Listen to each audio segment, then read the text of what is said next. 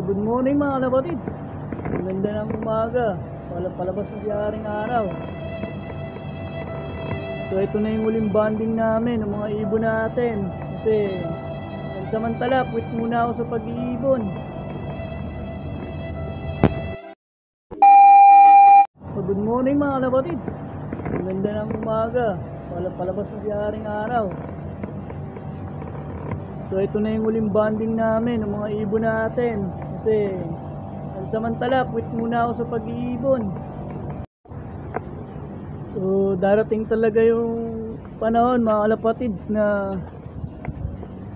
pipiliin natin yung pamilya kaysa sa ibon natin. Pero siyempre mahal natin itong mga kaibigan natin na to. Pansamantala, quit muna tayo sa pag-iibon mga kapatids. So ito na yung huling bonding natin. Nga pala, update dun sa tatlong young bird natin. Layout na natin, nakuha na siya kahapon ng gabi sa natin tropang kalapatids. Budget meal nga lang natin, nilabas yung tatlo na yun mga kalapatids. So ito yung ating mga stock bird mga kalapatids, no? Yun, may nagbagsak ng itlog kasi may nakahalong dalawang cock nyan. Baka pinarisan na lahat ng hen. Puro hen kasi yan mga kalapatids. Meron lang mga nakahalong cock. At meron pa nga tayong naiwan dito na isang pares, hindi pa natin nababaklas. The rest is empty na, wala nang laman.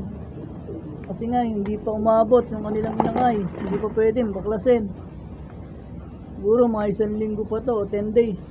Ito na yung huling bonding natin sa mga kalapati natin. So medyo mandun pa yung lap natin, maglilinis tayo. Ganda naman yung mga poops nila mga kalapatid. Kanilang kondisyon, okay. Ewan ko lang.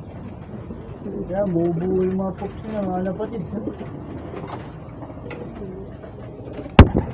Sa lapag, pero na lang sa mga naapakan. Yung anak ng terga, malakalaka na. So stock bird natin yan, pang inbreed natin. So ito na yung huling palafly natin mga kalapatid. Paliparin na natin sila, baka paliparin pa ng iba. Okay, lipat.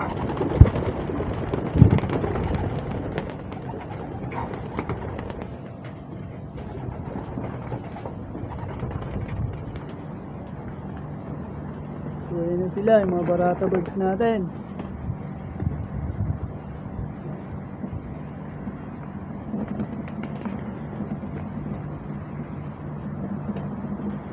So yung lipad nila.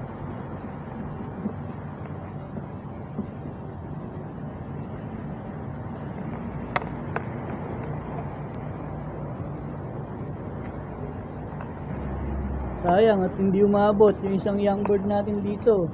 Kaso na-i-out na rin natin to mga kalapatids kung sakaling umabot siya, kaso masyado pang maliit. Hindi pa buo yung kanyang pakpak sa ilalim. Okay, lipad lang kayo. So yung last bonding natin mga kalapatids, ang gulong, yan. So may nag-itlog din dito, si Sexy.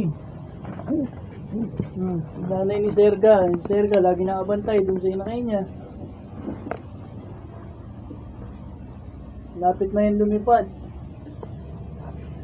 Kung may nag-itlog dito, tatanggalin na natin. Kasi hindi na sila pwedeng mag-itlog.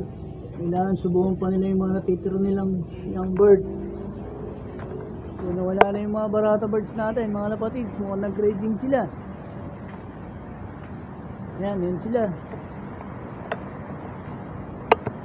So, maglilinis muna tayo ng lop mga kalapatid. Baka malinis pa ng iba to. Bye. A few moments later. So nakapaglinis na nga tayo ng ating lop mga kalapatid. Kaya nga pala tayo magkukwit pansamantala mga kalapatid. Magbabakasyon tayo. So ipapaubaya muna natin sa tao, sa ibang tao yung pag-aalaga sa ibon natin mga kalapatid. At pagbalik nga natin is club training na. So aasa na lang tayo sa swerte kasi kulang tayo sa preparasyon. Walang training yung toss. Walang training toss tayo kasi pagdating natin club training na. At hindi natin alam kung ano yung kondisyon nila pagbalik natin. So asal lang tayo sa swerte na maganda yung kondisyon nila pagbalik natin, mga lapatid. Sa ngayon, okay yung kondisyon nila, mga lapatid, kasi natututukan natin. Pagbalik natin, yun na lang, hindi natin alam. Sana manatiling maganda yung kanilang kondisyon. Walang sakit. Kahit walang training. Lumaban yung mga barata birds natin, mga lapatid, kagulong, no? And today, alisin na rin natin yung pugad nila kasi hindi na sila pwedeng mag-itlog kasi wala nang magtututok sa kanila. So alisin natin yung pugad para hindi sila mag-itlog. Yun yung kaserga, tinanggalan natin yung pugad nila doon kasi baka mag-itlog pa sila para makakondisyon sila pagdating sa laban. Ganito rin kay Boruto. Yan, tatanggalin na rin natin. Ito mga 1 week na lang to, aalis na rin to. Kalipad-lipad na rin to. So tatanggalin na natin yung pugad nila dyan. So ito na yung last bonding natin today sa mga lapati natin, mga lapatid. So magpapakain na rin tayo.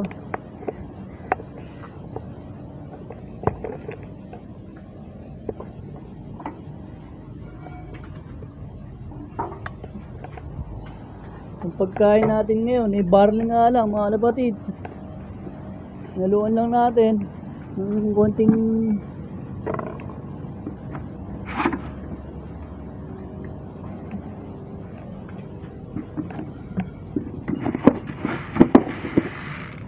barley lang pagkain nila, mga lapatid. Baka kasi masyado silang bumigat.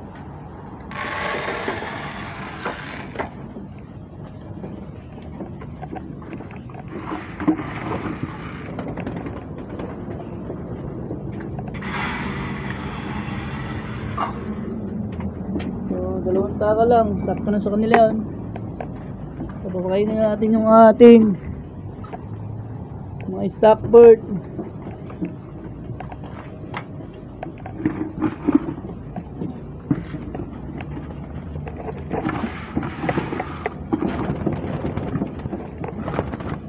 Pagutom na rin sila. Tipid-tipid lang tayo ngayon, mga lapatid.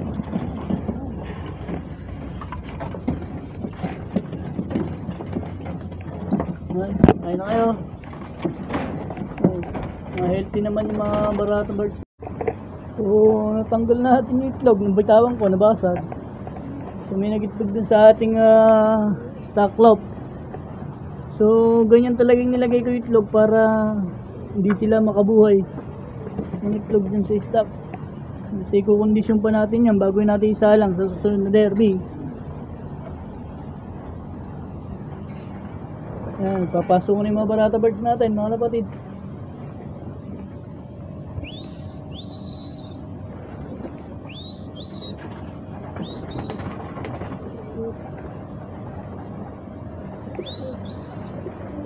Pasok, pasok. Pasok, pasok.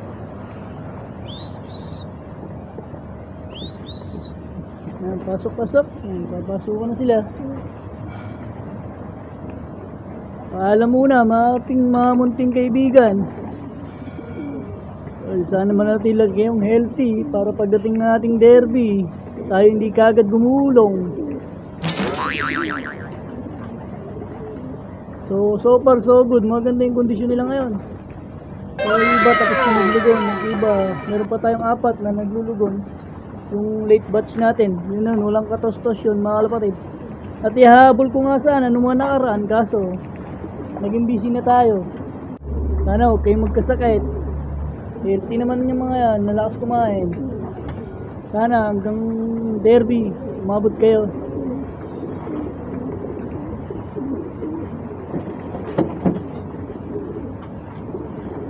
So mga kalapatid, hanggang dito na lang yung video natin. At isang buwan tayong walang update sa mga ibon natin. Pansamantala tayong titigil sa pagkalapate, mga kalapatid. Hanggang sa muli. Hanggang dito na yung video natin ulit, mga kalapatid. Kagulong kalapatid. Paalam, bye.